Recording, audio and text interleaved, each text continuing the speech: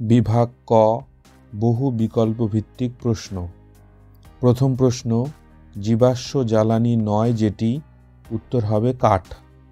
পরের প্রশ্ন, কোনটি 0 কেলভিনের সমান, উত্তর হবে -459°F।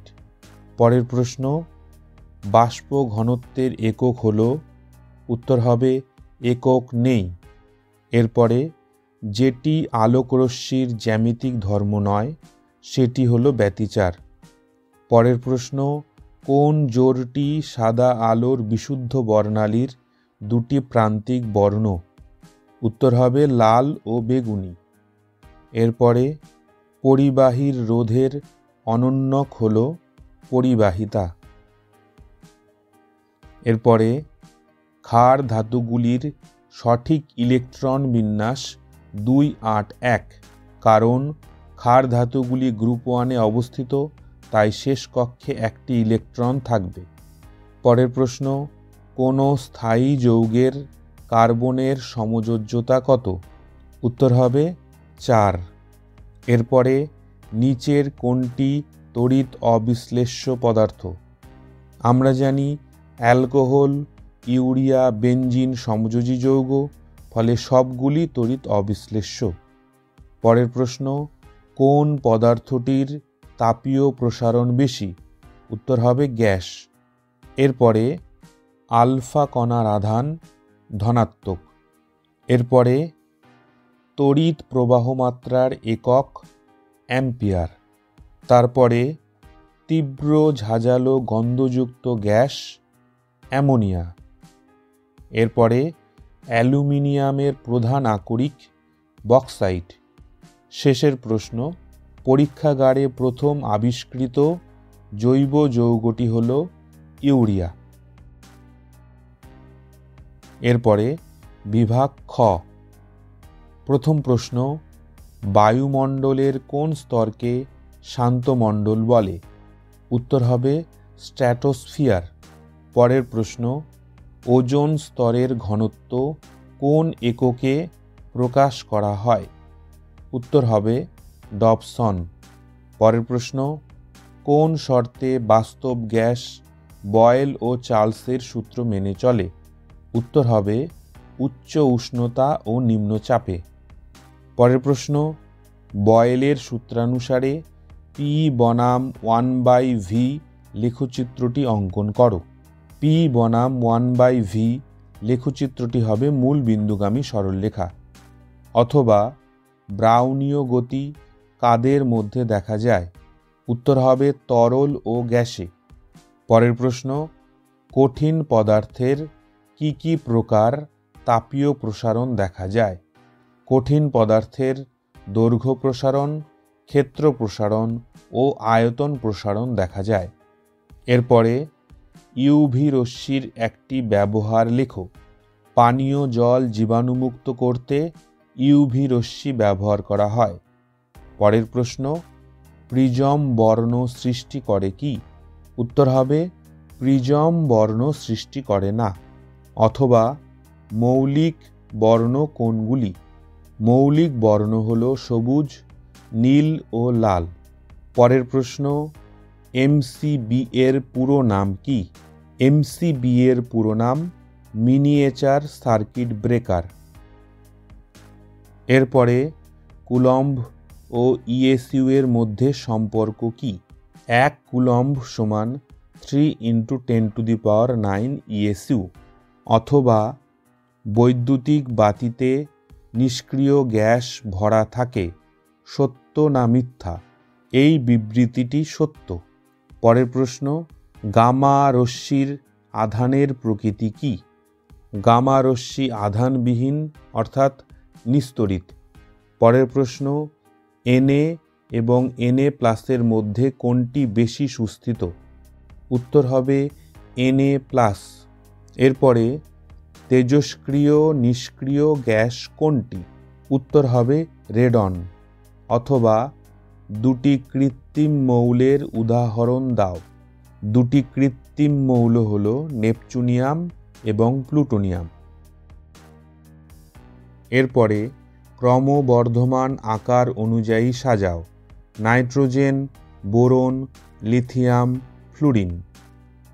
ক্রমবর্ধমান আকার অনুযায়ী সাজালে হবে ফ্লুরিন, নাইট্রোজেন, বোরন, লিথিয়াম। পরের প্রশ্ন, ক্যাটায়ন কি? উদাহরণ দাও।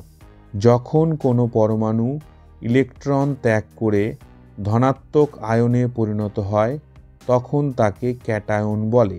উদাহরণ, সোডিয়াম প্লাস আয়ন। অথবা একটি তীব্র ও একটি মৃদু তড়িৎ বিশ্লেষ্যের নাম লেখো। তীব্র তড়িৎ বিশ্লেষ্য সালফিউরিক অ্যাসিড এবং মৃদু তড়িৎ বিশ্লেষ্য অ্যাসিটিক অ্যাসিড। পরের প্রশ্ন, লোহার উপর নিকেলের প্রলেপ দিতে কি তড়িৎ বিশ্লেষ্য ব্যবহার করবে? উত্তর হবে নিকেল সালফেট। এরপরে বাম স্তম্ভের সাথে ডান স্তম্ভের সামঞ্জস্য বিধান। হিমাটাইট থেকে যে ধাতু নিষ্কাশন করা হয় তা হলো লোহা। পিতলে থাকে জিঙ্ক। কিপ যন্ত্রে প্রস্তুত করা হয় H2S গ্যাস। নেসলার দ্রবণ দ্বারা শনাক্ত করা যায় অ্যামোনিয়া। পরের প্রশ্ন, ভিনাইল ক্লোরাইডের পলিমারের নাম কি? উত্তর হবে পলিভিনাইল ক্লোরাইড। এরপরে মিথেন অণুতে সন্নিহিত যে কোনো দুটি যোজকের অন্তর্বর্তী কোণের মান কত? উত্তর হবে 109 ডিগ্রি 28 মিনিট। অথবা COOH কোন শ্রেণীর যৌগকে সূচিত করে? উত্তর হবে কার্বক্সিলিক অ্যাসিড। এরপরে প্রশ্ন নম্বর 3.2, 0 ডিগ্রি সেলসিয়াস উষ্ণতার কোনো গ্যাসকে উত্তপ্ত করলে গ্যাসের চাপ ও আয়তন উভয়ই দ্বিগুণ বৃদ্ধি পায়। গ্যাসের চূড়ান্ত উষ্ণতা কত? এক্ষেত্রে গ্যাসের প্রাথমিক উষ্ণতা 0 ডিগ্রি সেলসিয়াস অর্থাৎ 273 কেলভিন এবং অন্তিম উষ্ণতাকে আমরা T2 ধরি। গ্যাসের প্রাথমিক চাপ যদি P হয় তবে অন্তিম চাপ হবে 2P এবং প্রাথমিক আয়তন যদি V হয় তবে অন্তিম আয়তন হবে 2V। এখন বয়েল ও চার্লসের সমন্বয় সূত্রানুসারে P1V1/T1 সমান P2V2/T2 বা T2 সমান P2V2T1/P1V1 রাশিগুলির মান বসালে গ্যাসটির অন্তিম উষ্ণতা হবে 1092 কেলভিন, যাকে সেলসিয়াসে নিয়ে গেলে উত্তর হবে 819 ডিগ্রি সেলসিয়াস। এরপরে 3.2 অথবা 0.9 গ্রাম জলে অক্সিজেন পরমাণুর সংখ্যা নির্ণয় করো। আমরা জানি 1 মোল পদার্থের ভর তার আণবিক ভরের সমান এবং 1 মোল পদার্থে উপস্থিত অণুর সংখ্যা অ্যাভোগাড্রো সংখ্যক। জলের আণবিক ভর 18, অর্থাৎ 18 গ্রাম জলে অণুর সংখ্যা হবে 6.022 × 10⁻23T। ফলে 0.9 গ্রাম জলে অণুর সংখ্যা হবে 3.011 × 10⁻22T। এখন জলের সংকেত H2O, অর্থাৎ জলের একটি অণুতে অক্সিজেন পরমাণুর সংখ্যা 1। ফলে 0.9 গ্রাম জলে অক্সিজেন পরমাণুর সংখ্যা হবে 3.011 × 10⁻22T।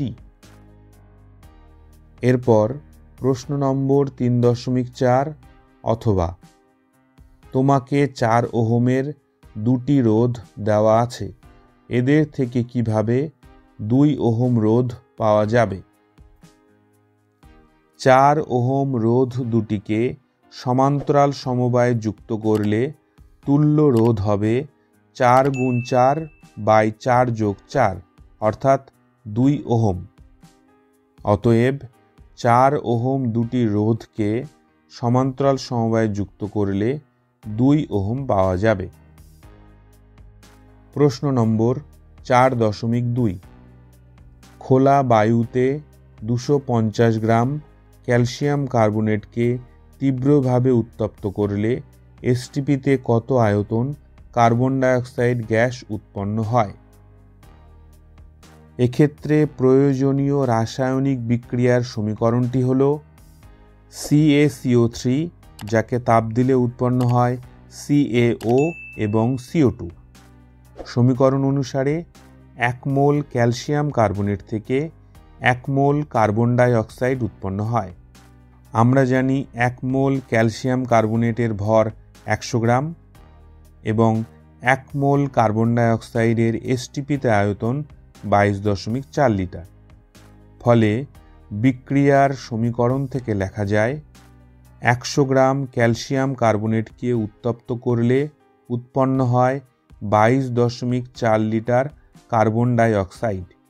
ফলে 250 গ্রাম ক্যালসিয়াম কার্বনেটকে উত্তপ্ত করলে উৎপন্ন হবে 56 লিটার কার্বন ডাইঅক্সাইড। প্রশ্ন নম্বর 4.2 অথবা 7 গ্রাম হাইড্রোজেন গ্যাস প্রস্তুত করতে কত গ্রাম অবিশুদ্ধ জিঙ্ককে লঘু সালফিউরিক অ্যাসিডের সঙ্গে বিক্রিয়া করতে হবে?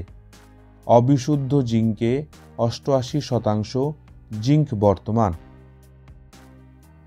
এক্ষেত্রে প্রয়োজনীয় রাসায়নিক বিক্রিয়ার সমীকরণ Zn প্লাস H2SO4, বিক্রিয়ায় উৎপন্ন হয় ZnSO4 এবং হাইড্রোজেন।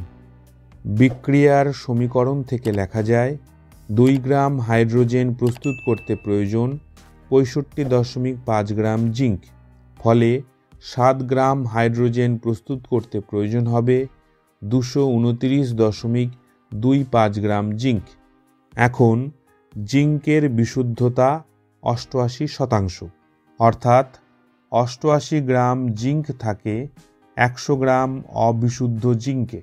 ফলে 229.25 গ্রাম জিঙ্ক থাকবে 260.51 গ্রাম অবিশুদ্ধ জিঙ্কে।